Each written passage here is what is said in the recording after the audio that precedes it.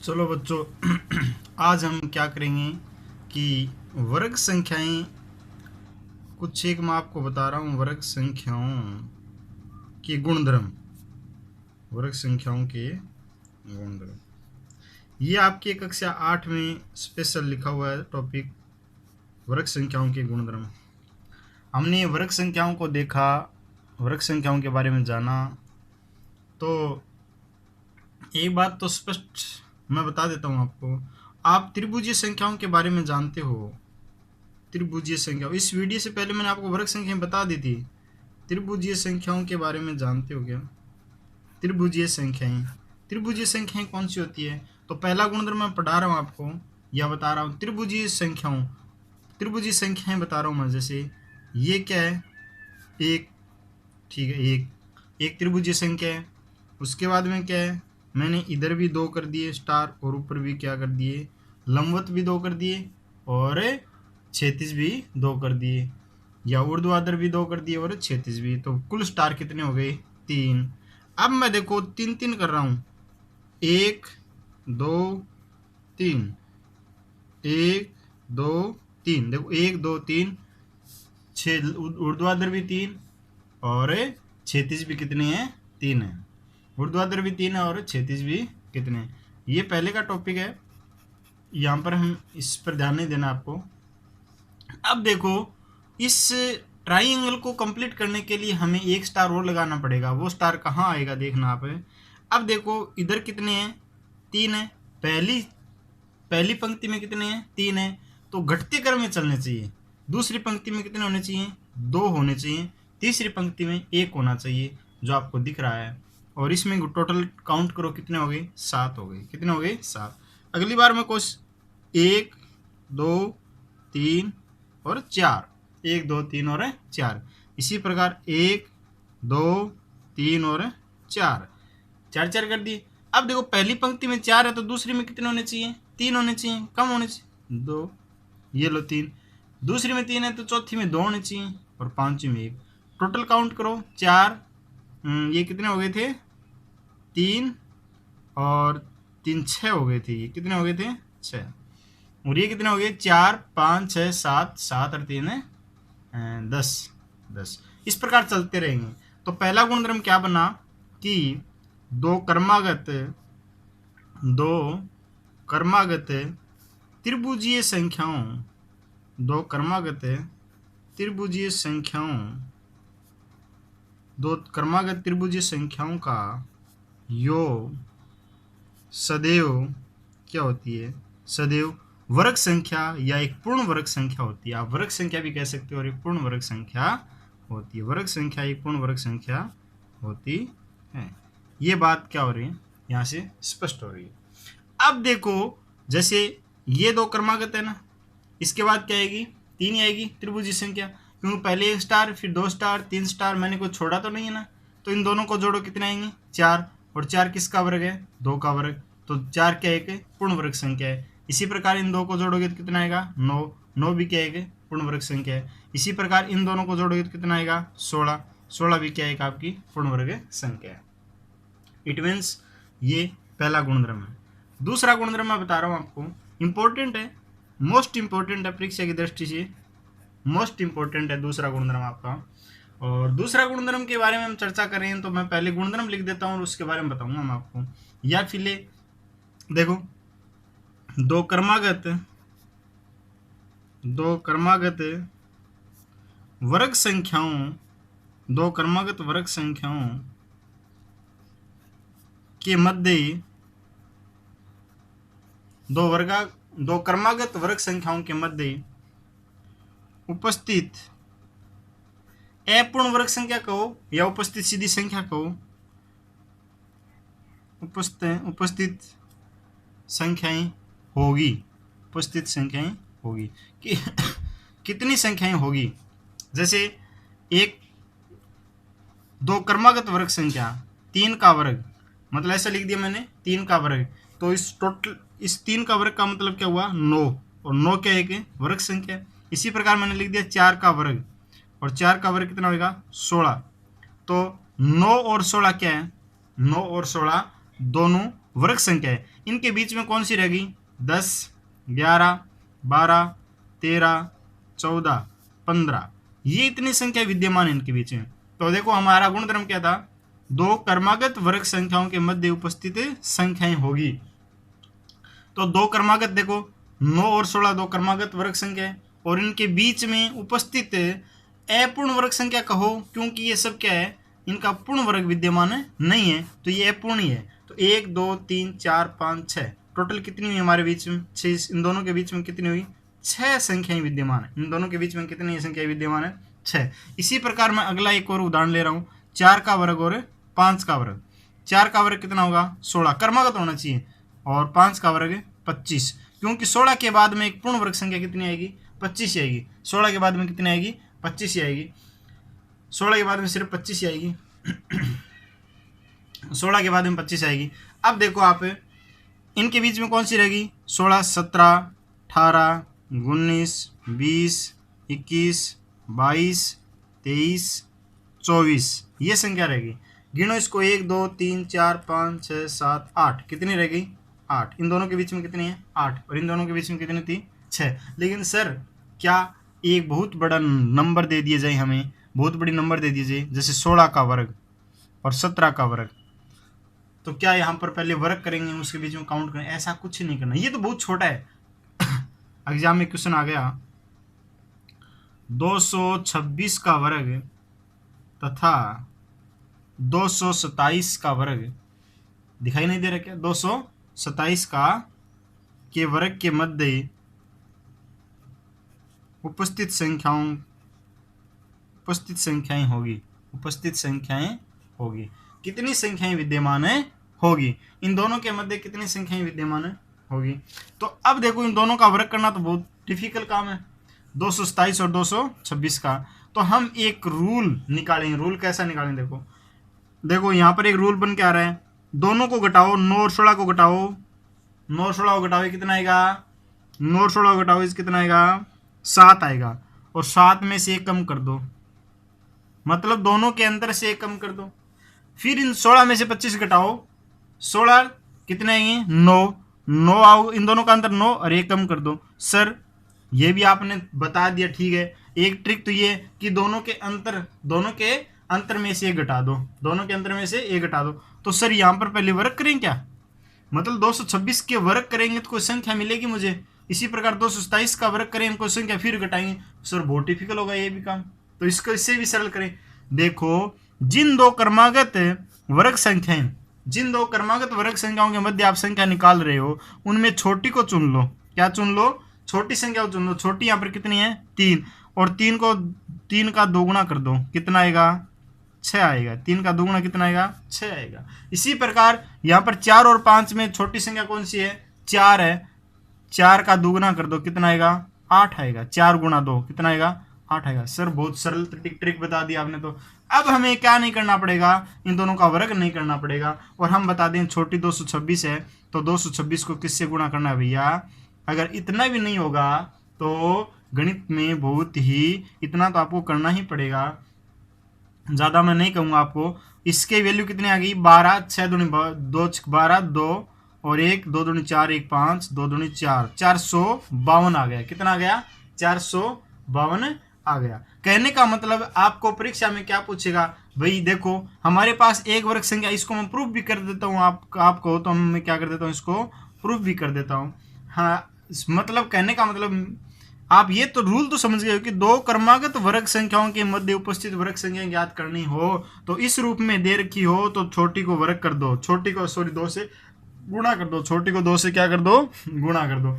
अगर आपको इस रूप में दे रखा हो, अगर आपको इनका वर्ग करके दे रखा हो कि ये दो निम्न क्रमागत संख्याओं के मध्य वर्ग, तो इन दोनों का घटाओ और उनमें से एक कम कर दो। मैंने आपको दोनों तरीके बता दिए। अगर संख्या कौन से भी रूप में दे दे, आपको इस रूप में दे दे तो भी आप बता सकते हो और इस रूप में दे दे तो भी आप बता सकते हो। अब प्रूफ, जैसे एक संख्या n स्क्वायर है और दूसरी संख्या है n+1 स्क्वायर है, इनके बीच में देखने कितनी संख्याएं विद्यमान है, इनके बीच में कितनी संख्याएं विद्यमान है, ये हमें ट्राई करना है। अब देखो इन दोनों के बीच में हमें क्या देखना है, कितनी वर्ग संख्याएं विद्यमान है। तो देखो n+1 कि होल स्क्वायर में से क्या घटाएंगे, एन स्क्वायर घटाएंगे। देखो इसका होल स्क्वायर खोलो आप, n square plus 2n plus 1 minus n square. N square से एन स्क्वायर क्या हो गया, कैंसिल हो गया। वैल्यू क्या आई 2n प्लस 1, और इनमें से क्या करना है, दोनों के अंतर में से एक घटाना है। तो एक घटाओगे तो कितना आया, 2n आया। कितना आया, 2n। मतलब छोटी जो संख्या है उसको किससे गुणा कर दोगे, 2n से गुणा कर दोगे। अगर ये आपको अच्छा लगा, ये आपके समझ में आया तो हम बताना आप। चलो बच्चों आज हम क्या करेंगे कि वर्ग संख्याएं, कुछ एक मैं आपको बता रहा हूँ वर्ग संख्याओं के गुणधर्म। वर्ग संख्याओं के गुणधर्म, ये आपकी कक्षा 8 में स्पेशल लिखा हुआ है टॉपिक, वर्ग संख्याओं के गुणधर्म। हमने वर्ग संख्याओं को देखा, वर्ग संख्याओं के बारे में जाना। तो एक बात तो स्पष्ट मैं बता देता हूँ आपको, आप त्रिभुजीय संख्याओं के बारे में जानते हो। त्रिभुजीय संख्या, इस वीडियो से पहले मैंने आपको वर्ग संख्याएं बता दी थी। त्रिभुजीय संख्याओं के बारे में जानते हो क्या, त्रिभुजीय संख्याएं कौन सी होती है। तो पहला गुणधर्म मैं पढ़ा रहा हूँ आपको या बता रहा हूँ, त्रिभुजीय संख्याएं बता रहा हूँ मैं। जैसे ये क्या है, एक, ठीक है, एक त्रिभुजीय संख्या है। उसके बाद में क्या है, मैंने इधर भी 2 कर दिए स्टार, और ऊपर भी क्या कर दिए, लंबवत भी 2 कर दिए, और क्षैतिज भी 2 कर दिए, या ऊर्ध्वाधर भी 2 कर दिए और क्षैतिज भी। तो कुल स्टार कितने हो गए, 3। अब मैं देखो 3 कर रहा हूँ, 1 2 3, 1 2 3। देखो 1 2 3, 6 ऊर्ध्वाधर भी 3 और क्षैतिज भी कितने हैं, 3 है। ऊर्ध्वाधर भी 3 है और क्षैतिज भी कितने हैं। ये पहले का टॉपिक है, यहाँ पर हम इस पर ध्यान नहीं देना आपको। अब देखो इस ट्राइंगल को कंप्लीट करने के लिए हमें एक स्टार और लगाना पड़ेगा। वो स्टार कहाँ आएगा देखना आप। अब देखो इधर कितने हैं, 3 है। पहली पंक्ति में कितने हैं, 3 है। तो घटते क्रम में चलने चाहिए। दूसरी पंक्ति में कितने होने चाहिए, 2 होने चाहिए। तीसरी पंक्ति में 1 होना चाहिए जो आपको दिख रहा है। और इसमें टोटल काउंट करो कितने हो गए, 7 हो गए। कितने हो गए, 7। अगली बार में कुछ 1 2 3 और 4, 1 2 3 और 4। इसी प्रकार 1 2 3 और 4, 4 कर दिए। अब देखो पहली पंक्ति में 4 है तो दूसरी में कितने होने चाहिए, 3 होने चाहिए, कम होने चाहिए 2। ये लो 3। दूसरी में 3 है तो चौथी में 2 होने चाहिए, और पांचवी में 1। टोटल काउंट करो 4, ये कितने हो गए थे, 3 और 3 6 हो गए थे। ये कितने हो गए थे, 6। और ये कितने हो गए, 4 5 6 7, 7 और 3 है 10। इस प्रकार चलते रहेंगे। तो पहला गुणधर्म क्या बना कि दो क्रमागत त्रिभुजीय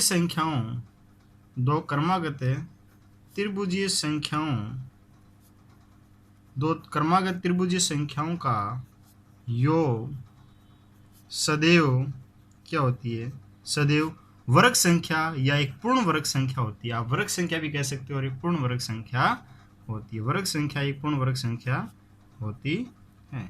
ये बात क्या हो रही है, यहाँ से स्पष्ट हो रही है।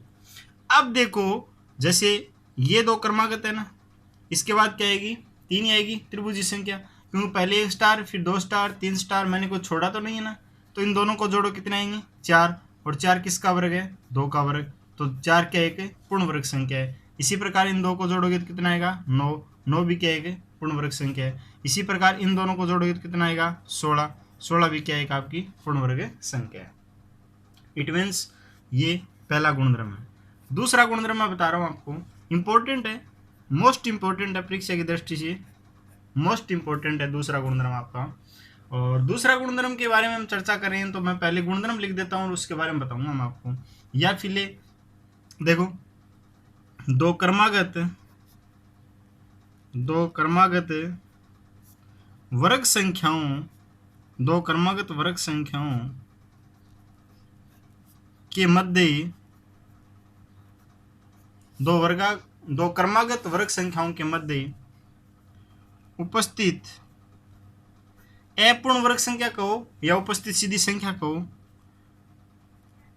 उपस्थित संख्याएं होगी, उपस्थित संख्याएं होगी कि कितनी संख्याएं होगी।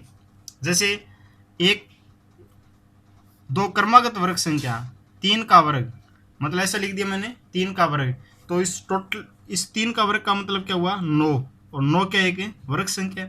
इसी प्रकार मैंने लिख दिया 4 का वर्ग, और 4 का वर्ग कितना होगा 16। तो 9 और 16 क्या है, 9 और 16 दोनों वर्ग संख्या है। इनके बीच में कौन सी रहेगी 10, 11, 12, 13, 14, 15, ये इतनी संख्या विद्यमान है इनके बीच में। तो देखो हमारा गुणधर्म क्या था, दो क्रमागत वर्ग संख्याओं के मध्य उपस्थित संख्याएं होगी। तो दो क्रमागत देखो 9 और 16 दो क्रमागत वर्ग संख्या है, और इनके बीच में उपस्थित अपूर्ण वर्ग संख्या कहो, क्योंकि ये सब क्या है इनका पूर्ण वर्ग विद्यमान नहीं है, तो ये अपूर्ण ही है। तो 1, 2, 3, 4, 5, 6 टोटल कितनी हुई हमारे बीच में 6, इन दोनों के बीच में कितनी हुई 6 संख्याएं विद्यमान है। इन दोनों के बीच में कितनी संख्याएं विद्यमान है 6। इसी प्रकार मैं अगला एक और उदाहरण ले रहा हूँ, 4 का वर्ग और 5 का वर्ग। 4 का वर्ग कितना होगा 16, क्रमागत होना चाहिए, और 5 का वर्ग 25, क्योंकि 16 के बाद में एक पूर्ण वर्ग संख्या कितनी आएगी 25 आएगी। 16 के बाद में कितनी आएगी 25 आएगी, 16 के बाद में सिर्फ 25 आएगी 16 के बाद में 25 आएगी। अब देखो आप इनके बीच में कौन सी रहेगी 16, 17, 18, 19, 20, 21, 22, 23, 24, ये संख्या रहेगी। गिनो इसको 1, 2, 3, 4, 5, 6, 7, 8, कितनी रहेगी 8। इन दोनों के बीच में कितनी है 8, और इन दोनों के बीच में कितनी थी 6। लेकिन सर क्या एक बहुत बड़ा नंबर दे दिए जाए, हमें बहुत बड़ी नंबर दे दिए जाए, जैसे 16 का वर्ग और 17 का वर्ग, तो क्या यहाँ पर पहले वर्ग करेंगे उसके बीच में काउंट करें, ऐसा कुछ नहीं करना, ये तो बहुत छोटा है। एग्जाम में क्वेश्चन आ गया 226 का वर्ग तथा 227 का वर्ग, दिखाई नहीं दे रहा क्या 227 का के वर्ग के मध्य उपस्थित संख्याएं होगी, उपस्थित संख्याएं होगी, कितनी संख्याएं विद्यमान है होगी, इन दोनों के मध्य कितनी संख्याएं विद्यमान होगी। तो अब देखो इन दोनों का वर्ग करना तो बहुत डिफिकल्ट काम है, 227 और 226 का। तो हम एक रूल निकालेंगे। रूल कैसा निकालेंगे, देखो यहाँ पर एक रूल बन के आ रहा है, दोनों को घटाओ, 9 और 16 को घटाओ, 9 और 16 को घटाओ कितना आएगा 9 और 16 को घटाओ इस कितना आएगा 7 आएगा, और 7 में से 1 कम कर दो, मतलब दोनों के अंतर से 1 कम कर दो। फिर इन 16 में से 25 घटाओ, 16 कितने आएंगे 9 आओ, इन दोनों का अंतर 9 और 1 कम कर दो। सर ये भी आपने बता दिया, ठीक है। एक ट्रिक तो ये कि दोनों के अंतर में से 1 घटा दो, दोनों के अंतर में से 1 घटा दो। तो सर यहाँ पर पहले वर्ग करें क्या, मतलब 226 के वर्ग करेंगे तो कोई संख्या मिलेगी मुझे, इसी प्रकार 227 का वर्ग करेंगे कोई संख्या फिर घटाएंगे। सर बहुत डिफिकल्ट होगा ये भी काम, तो इसको इससे भी सरल करें। देखो जिन दो क्रमागत वर्ग संख्याओं के मध्य आप संख्या निकाल रहे हो, उनमें छोटी को चुन लो।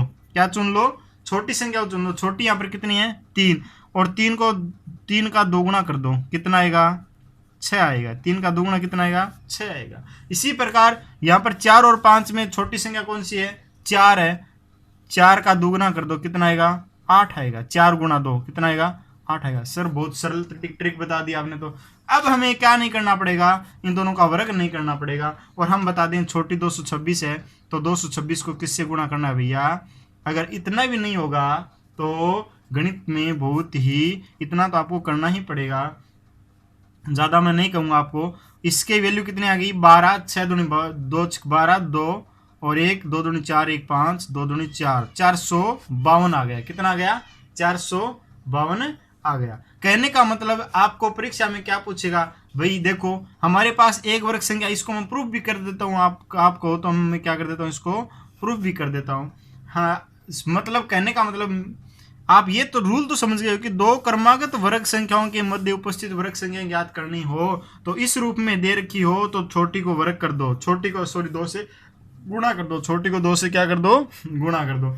अगर आपको इस रूप में दे रखा हो, अगर आपको इनका वर्ग करके दे रखा हो कि ये दो निम्न क्रमागत संख्याओं के मध्य वर्ग, तो इन दोनों का घटाओ और उनमें से एक कम कर दो। मैंने आपको दोनों तरीके बता दिए। अगर संख्या कौन से भी रूप में दे दे, आपको इस रूप में दे दे तो भी आप बता सकते हो, और इस रूप में दे दे तो भी आप बता सकते हो। अब प्रूफ, जैसे एक संख्या n स्क्वायर है और दूसरी संख्या है n+1 स्क्वायर है, इनके बीच में देखने कितनी संख्याएं विद्यमान है, इनके बीच में कितनी संख्याएं विद्यमान है, ये हमें ट्राई करना है।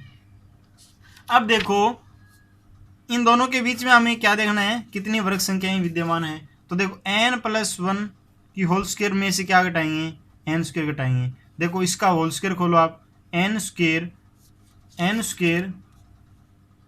Plus 2n plus 1 minus n square. n square से n स्क्वायर क्या हो गया, कैंसिल हो गया। वैल्यू क्या आई, 2n प्लस 1, और इनमें से क्या करना है, दोनों के अंतर में से 1 घटाना है। तो 1 घटाओगे तो कितना आया, 2n आया। कितना आया, 2n। मतलब छोटी जो संख्या है उसको किससे गुणा कर दोगे, 2n से गुणा कर दोगे। अगर ये आपको अच्छा लगा, ये आपके समझ में आया तो हम बताना आप